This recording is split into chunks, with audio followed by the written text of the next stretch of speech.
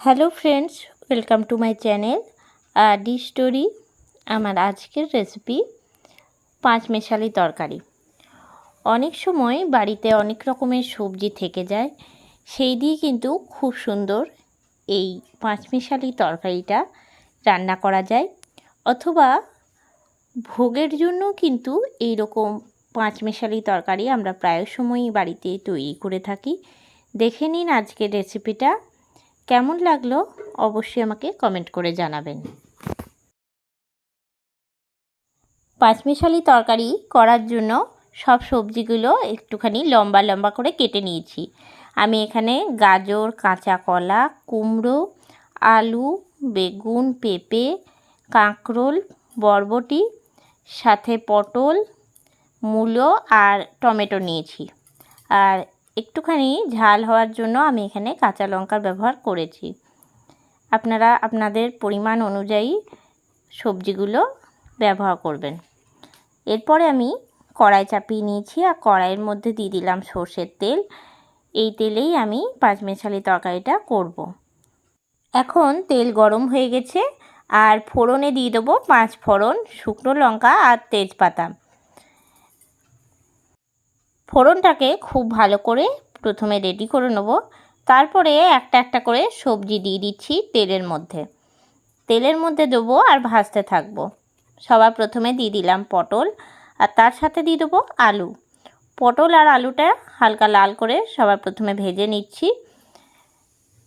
এই পাঁচমেশালি তরকারি খেতে কিন্তু খুবই সুন্দর লাগে।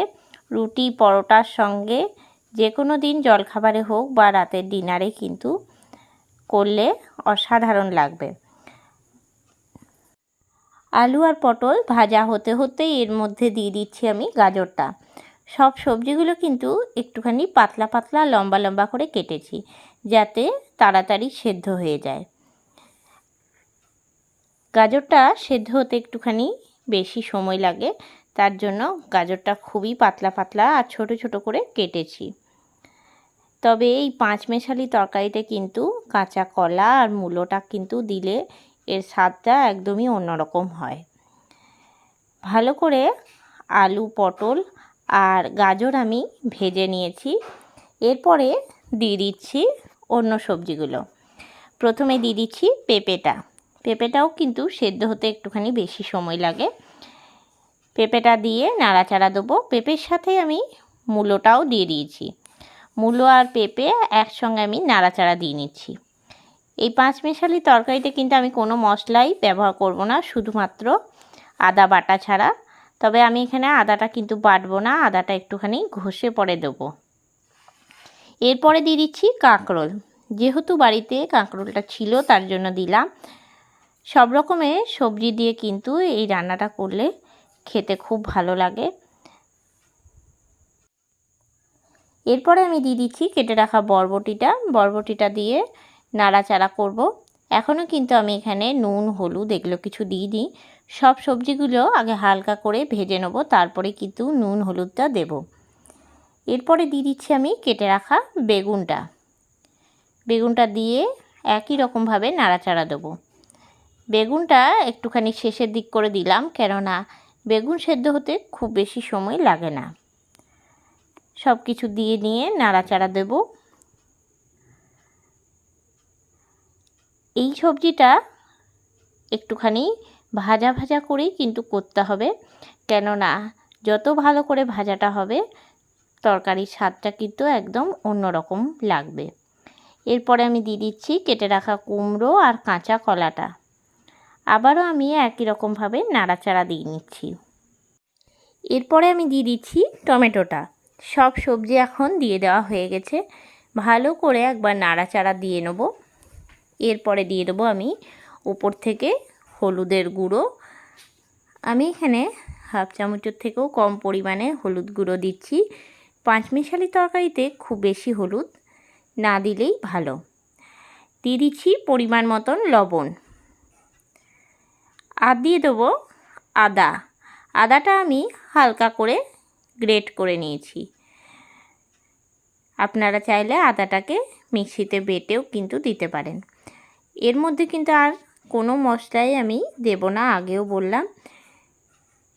নুন, হলুদ আর আদা দেওয়ার পরে ভালো করে আরেকবার নাড়াচাড়া দিয়ে নিচ্ছি।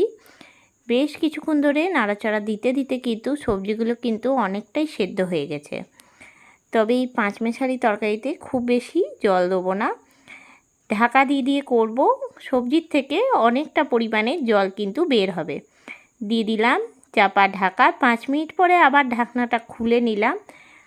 ভালো করে আরেকবার আমি নাড়াচাড়া দিয়ে নিচ্ছি। এই রকমভাবে ঢাকা দিয়ে দিয়ে করলে কিন্তু সবজিগুলো অনেকটা তাড়াতাড়ি করে সেদ্ধ হয়ে যাবে। অনেকক্ষণ ধরে নাড়াচাড়া করতে করতে কিন্তু অন্য সবজিগুলো প্রায় সেদ্ধ হয়ে গেছে, কিন্তু পেঁপে আর গাজরটা সেদ্ধ হতে একটুখানি বেশি সময় লাগে। তার জন্য আমি সামান্য পরিমাণে জল দিয়ে দিচ্ছি আর দিয়ে দিলাম 3টে কাঁচা লঙ্কা। হাফ কাপের মতন জল দিলাম। জলটা দিয়ে ভালো করে নাড়াচাড়া দিয়ে নিচ্ছি আর 10 মিনিটের জন্য দিয়ে দিচ্ছি একটা চাপা ঢাকা। এই পাঁচমিশালি তরকারিটা কিন্তু একদম গা মাখা মাখা হবে, খুব বেশি ঝোলঝোল হবে না। 10 মিনিট পরে আবার আমি ঢাকনাটা খুলে নেব। খুব ভালো করে আরেকবার নাড়াচাড়া দিয়ে নেব। তরকারিটা কিন্তু একদম তৈরি হয়ে গেছে। দিয়ে দিচ্ছি 1 চামচ চিনি। এই পাঁচমেশালি তরকারিটা একটুখানি মিষ্টি মিষ্টি করলে কিন্তু ভালো লাগে। কেউ যদি ভোগের জন্য এই রান্নাটা করতে চান তাহলে ঝালের পরিমাণটা একটু কম দিলেই ভালো হয়, একটুখানি মিষ্টি হলে বেশ ভালো লাগে। চিনিটা দেওয়ার পরে ভালো করে নাড়াচাড়া দিয়ে নিলাম।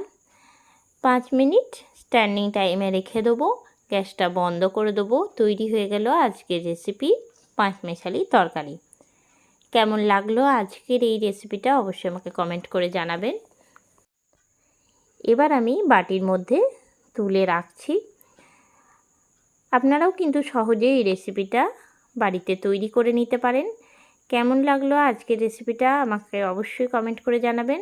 আজকের রেসিপিটা ভালো লেগে থাকলে লাইক করবেন, শেয়ার করবেন। এই চ্যানেলে নতুন বন্ধু হয়ে থাকলে চ্যানেলটা সাবস্ক্রাইব করার অনুরোধ রইল। আর যারা ফেসবুক পেজ থেকে দেখছেন অবশ্যই পেজটা ফলো করে দেবেন। আরও নতুন কোনো রেসিপি নিয়ে হাজির হব, সঙ্গে থাকুন আর দেখতে থাকুন। সবাই ভালো থাকবেন, সুস্থ থাকবেন। ধন্যবাদ।